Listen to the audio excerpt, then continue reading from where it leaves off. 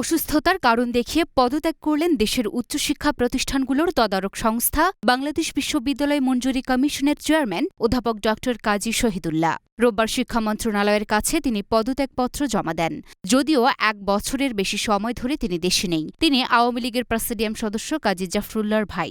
পদত্যাগপত্রে তিনি শারীরিক অসুস্থতার কারণ দেখিয়েছেন। পত্রে তিনি লিখেছেন, আমি শিক্ষা মন্ত্রণালয়ের প্রজ্ঞাপন অনুযায়ী ২০২৩ সালের ২৮ মে বিশ্ববিদ্যালয় মঞ্জুরি কমিশনের চেয়ারম্যান পদে যোগদান করি। শারীরিক অসুস্থতার কারণে মাধ্যমিক ও উচ্চশিক্ষা বিভাগের অফিস আদেশ অনুযায়ী গত বছরের ২০ আগস্ট থেকে চিকিৎসার জন্য অস্ট্রেলিয়ায় অবস্থান করছি। তিনি আরও বলেন, অস্ট্রেলিয়ার বিশেষজ্ঞ ডাক্তারের পরামর্শ এবং বর্তমান শারীরিক অবস্থা বিবেচনায় কমিশনের চেয়ারম্যান পদের দায়িত্ব পালনে অপারগতা প্রকাশ করছি।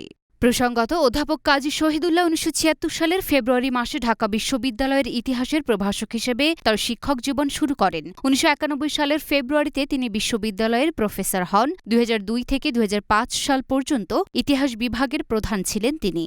১৯৯৭ থেকে ২০০৩ সাল পর্যন্ত কলা অনুষদের নির্বাচিত ডিন হিসেবে টানা ৩ বার দায়িত্ব পালন করেন। তিনি ঢাকা বিশ্ববিদ্যালয় সিনেটে নির্বাচিত হয়েছিলেন। টানা ১০ বছর তিনি সিন্ডিকেট নির্বাচনে বিজয় লাভ করেন। ২০০৯ থেকে ২০১৩ সাল পর্যন্ত জাতীয় বিশ্ববিদ্যালয়ের ভাইস চ্যান্সেলর পদে দায়িত্ব পালন করেন। ২০১৯ সালের ৪ অক্টোবর ইউজিসি চেয়ারম্যান হিসেবে নিয়োগ পান তিনি।